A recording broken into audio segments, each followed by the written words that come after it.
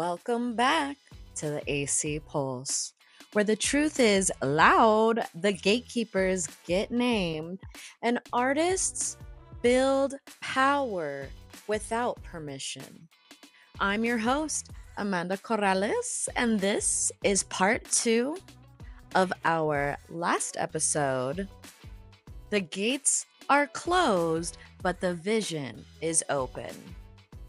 If you thought part 1 pulled back the curtain, part 2 yanks the whole damn drape down.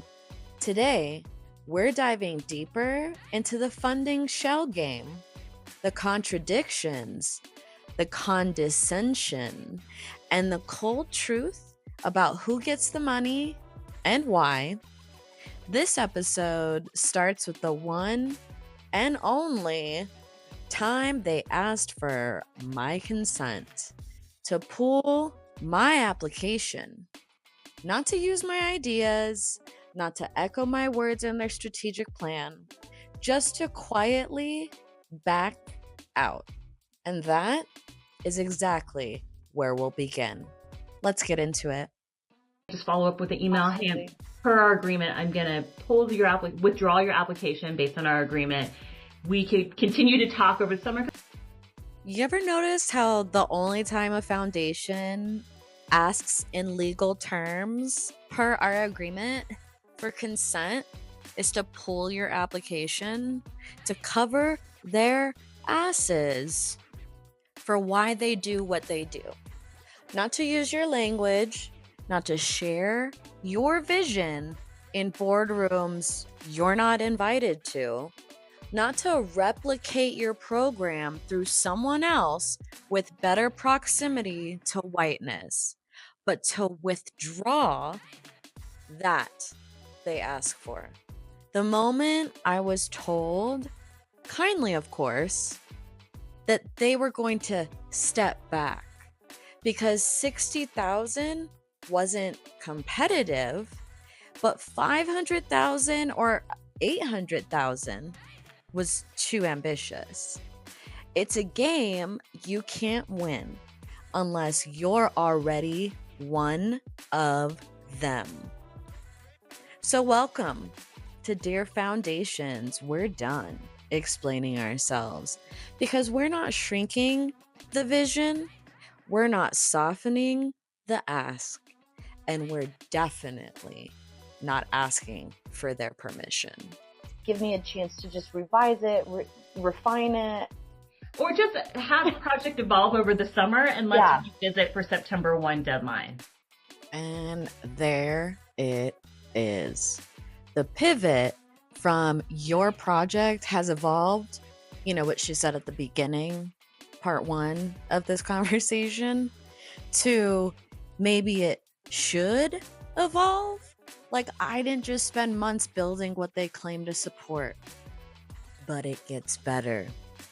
She brings up having another private conversation over the summer. You know, that's not part of the application process where it should be transparent, but suddenly the basis for deciding whether I'm ready. And then, just like a philanthropic fuckboi, she hits me with the, let's talk again in September. The funder equivalent of, let's keep in touch.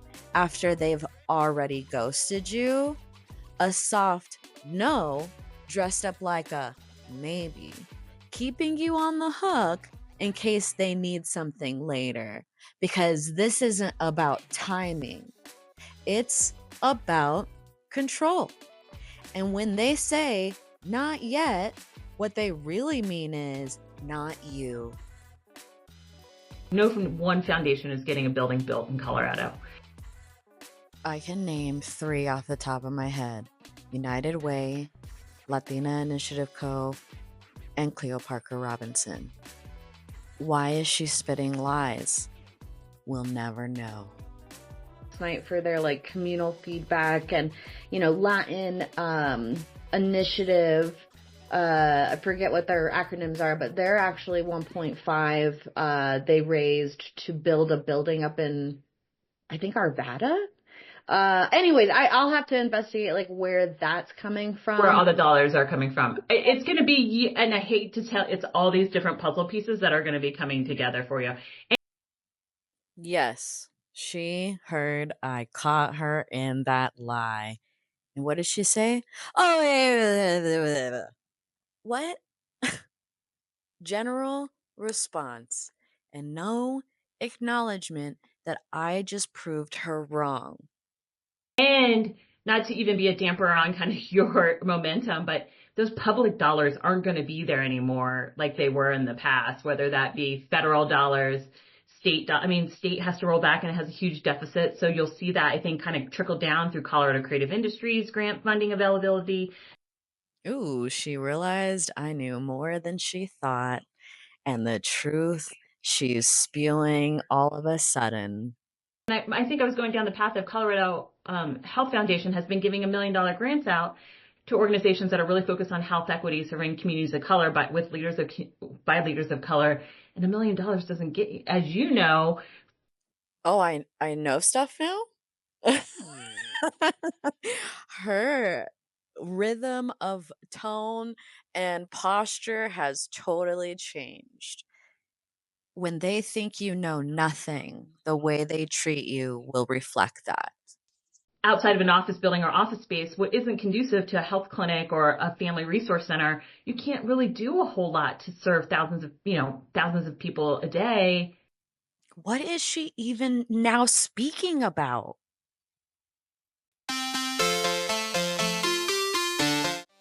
Tired of small budgets, big dreams, and getting ghosted by funders?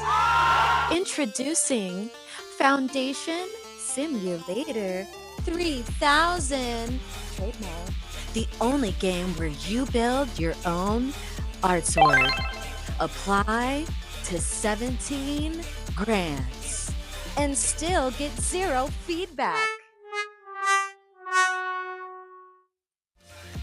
Spend hours building decks, budgets, and trauma-informed mission language, only to be told your work is too specific, too new, too ambitious, or, my favorite, already being done by Redline. Comes fully loaded with real-life barriers like conflict of interest Mad Libs, where too close to the community means too brown to trust. We love your vision, but still no check. A talking Redline figurine that appears every time you dream too big and says, "That's a great idea for someone else we already funded."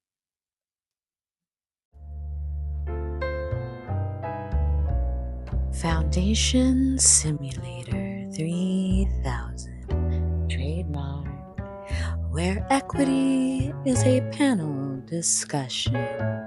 Access is a newsletter opt-in, and your application status is ghosted. Foundation Simulator 3000, where the struggle is real and the equity is imaginary. Honestly, I'd rather just build the real thing. Yeah, it's just tough. And I think it's going to get tougher in our current administration. And I'm not being helpful at all. No. I laughed so hard because she called herself out and she knew I was seeing right through it. It was the one honest thing she said the entire phone call. After laying out every restriction, every rejection, every structural no, she says it herself. I'm not being helpful. And that's the point. This system is not designed to be helpful, equitable, navigatable. It's designed to be gatekeeping with good vibes.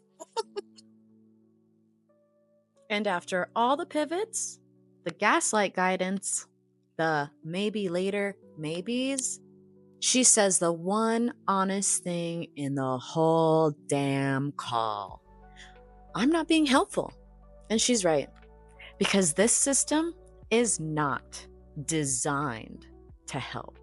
It's designed to delay, deflect, and dilute to keep artists small, quiet, and waiting.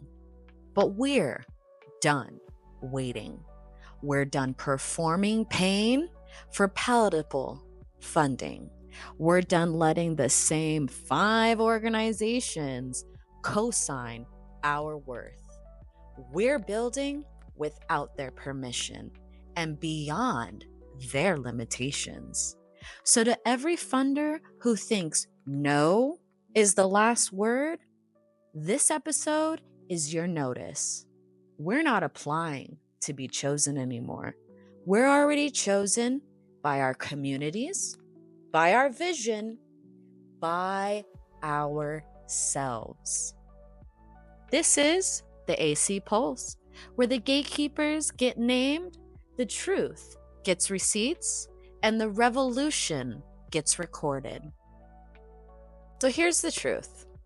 We're not applying to be chosen anymore. We're not packaging our pain to be fundable. We're building on our own terms. And these foundations, they can catch up or be left behind. Join us next week for another episode of the AC Pulse, where the truth is loud, the gatekeepers get named, and the revival does not ask for permission. You can find this uncut conversation, its receipts, and behind the scenes at patreon.com/the AC Pulse. Until next time, keep building, keep rising, and keep your true authenticity at the forefront.